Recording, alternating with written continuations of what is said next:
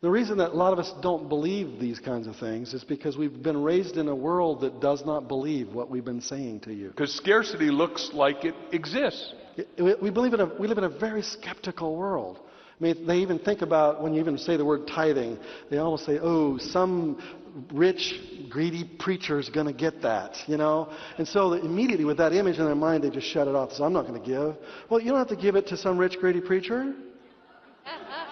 Who do you want to give it to? And more importantly, when you let that ponder in your heart and you say, higher power, this is your money. Where do you want me to give it as quickly as possible? And thoughts will come to your mind. You will find yourself just almost effortlessly and magically finding people that you need to give it to. People that need it more than you do. People who you were destined to give it to. There's a scripture in the Bible that talks about that when you pay your tithing, that the windows of heaven will be opened to you. And I didn't really ever understand that much, because I went, how does higher power open these windows? I don't see any windows. Where are the windows of heaven? Where are the windows, Bob? And then I read a book, Spiritual Economics, I think is what it's called. And he said, Dr. Eric. Yeah, there was Eric. He said, you are the windows of heaven. Everyone say, I'm the windows of heaven. I'm the windows. I'm opening my windows, everybody. I know that some of you say that's pretty evangelical, but if I wasn't doing this, I'd probably be doing that. So, you know. In other words, you become who higher power opens the windows through. You say, I am your window. Everyone say, I am your window. I'm your window. So where do you want me to open to? This is a paradigm shift, so we get your feet and hands going in the same direction, which is the way universe goes. Most of us are counterpulsative rather than the way we should be. We've got to move forward a little bit. So we want to create some success stories. Oh, by the way, there's a friend of ours. Who wants to be an enlightened millionaire, I guess is what we want to talk about. Who wants to be a millionaire? Who wants to be an enlightened millionaire? See everybody's hands on that one? Say, I do. Is that your final answer? Yes. Okay. Now here's what $1 million bill looks like. And you know, when you've seen this, actually you've seen some of these bills before. They look very real. They look like, that looks like $1 million bill, doesn't it? See it up there? It looks pretty real, doesn't it? Yeah. Now, you print them in your garage. the $1 million that the millionaire in the old television show used to give, and they would show up at somebody's doorstep and they would go, here is $1 million, as if the power was in the money. No, the power isn't in the money. Because once they've spent that $1 million, what do they have? They didn't know how they made it. Now, when Mark and I show up at the doorstep, and we really do see ourselves doing this on our show, ding dong, we're going to give you a fake $1 million so you can look kind of what one looks like. And then when we come into your house and we sit in your couch right there in the living room, we're going to show you how the money has always been within 6 feet of you. Let me just give one quick example. I met the dentist who took a little piece of string. All of you have had a piece of string. Turned it into a thing called dental floss. He has so far outsourced it. Everyone say outsourced it? Outsourced. Because you got to learn how to outsource. That's one of the things we're going to teach, because you're not here to do the work. You're here to do the thinking. Point at your table, say the thinking. The thinking. This is why Napoleon Hill, who we're standing on Knapp's shoulders, Dr. Hill's shoulders, because it's think and grow. Don't think, stay stupid and poor and unhealthy. We want you to think, grow rich, be healthy, happy, fulfilled, generous, contributing. One little piece of string, he told me he made $2 billion. On a piece of string? On a piece of string. Everyone say, I can do this. Because the future of the world depends on who? Everyone say me. The whole world's depending on your knowledge working, coming up to new heights, and Bob and I are asking you to go to a new level. Well, a level of newness. Well, no, really, it's right here in this room, too. When you think about it, everything you see in this room, besides us, everything we're wearing, everything on the walls, every physical thing you see in this room made somebody millions of dollars. Everything you see. The clothes you're wearing, shoes, necklace there, your glasses, every single thing you can see right now made somebody millions of dollars. What happens when you decide that you could take something you can see right now with your own eyes, sitting in your own living room, and you make the decision, well, how could I take that and make it better? Every single object you touch for the rest of your life is $1 million seed. Some of them you were destined to change. Higher power said, that's your idea. And other ideas will come to you and you'll go, no, that's not mine, that's not mine, that's not mine, that's mine, that's mine. Oh, but that one's mine. And something will feel right and you'll say, yeah, that was mine. And if each of us did that, you would get the thing you were destined to do. And we would all be blessed by it. You would get the thing you were destined to do, and we would all be blessed by it. You would get the thing you were destined to do, and we would all be blessed by it. Most of us don't listen, and we don't believe that we were destined to become billionaires. Forget about the $1 million number. We could all destined to become billionaires if we just plant the right kinds of seeds. Back to you. Give me. Oh, that's right. Besides that, I want to know how many of you want a $1 million bill. So, okay, come and get another. Let's give these away. These are just pieces of paper. But I want you to let's take these $1 million and let's turn them into billions. All right, yours out. Get yours out. So they'll be. Mark's got some too, you know. So the book we've written about that is called "Cracking the Millionaire Code." Your key to enlightened wealth. Each of you has a different key. Each of your codes are different. Everyone sitting next to you has 4 different codes. But as you crack all of those 4 of those codes, you step into a life of absolute abundance. On February 23rd, 2005, we gathered a group of 153 people, and we launched the first Cracking the Millionaire Code. How many of you were there at that event? Stand up, stand up, stand up. Yeah, give them a round of applause for having the courage to come out. Give them a hand.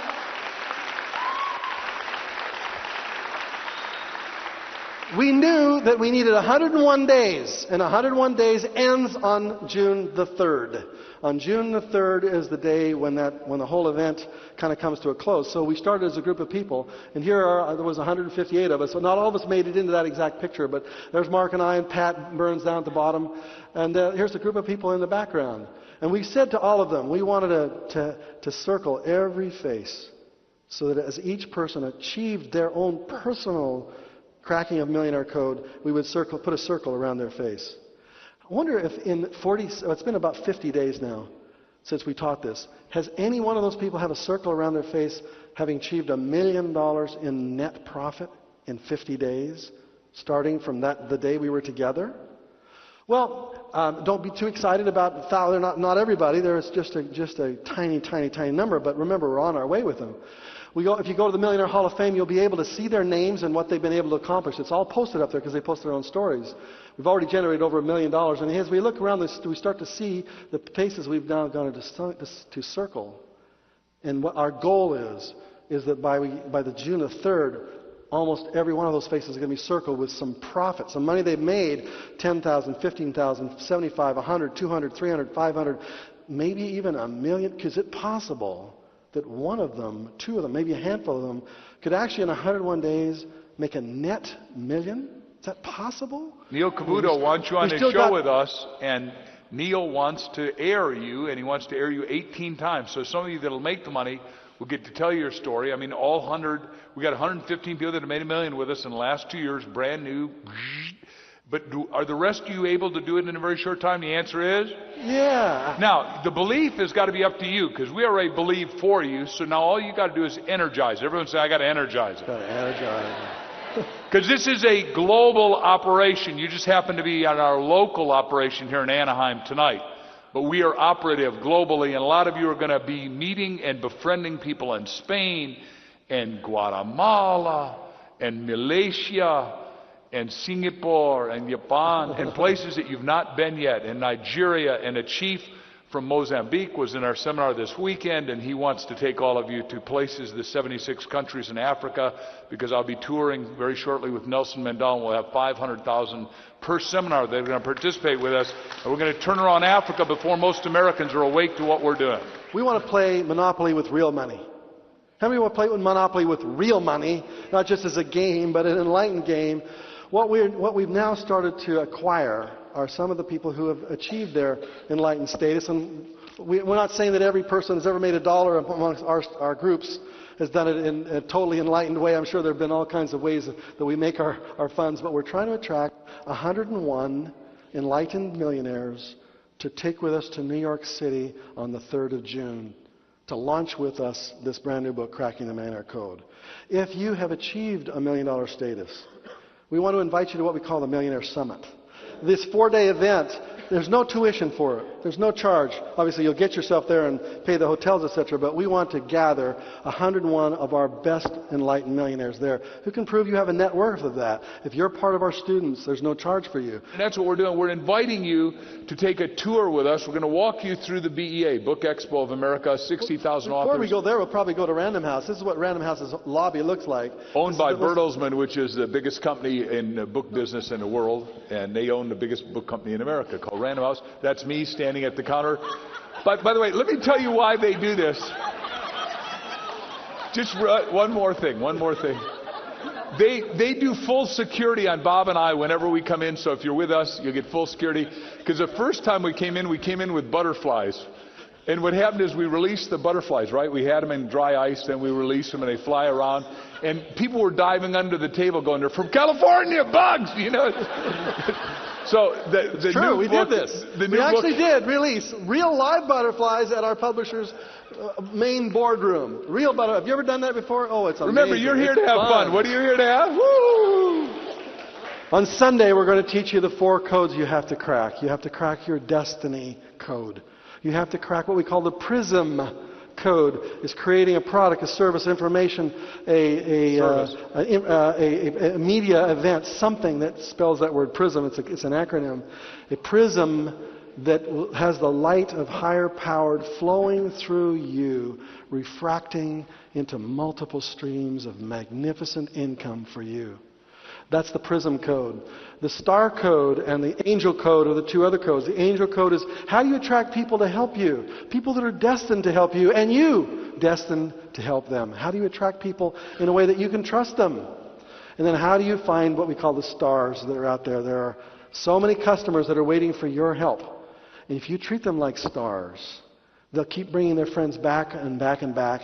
If you could just take a customer and love them in such a way that they really appreciated what you did for them and invited just one other person to come into the company that you have.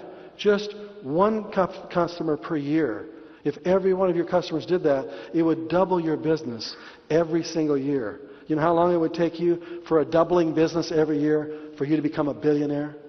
If you'll just crack this STAR code, I promise you the billions will flow into your life. $1 billion have flowed into our life. The billions have flowed in for the businesses that we have created. It's not net income, but it's certainly gross income. And those billions of dollars are going to flow into yours too.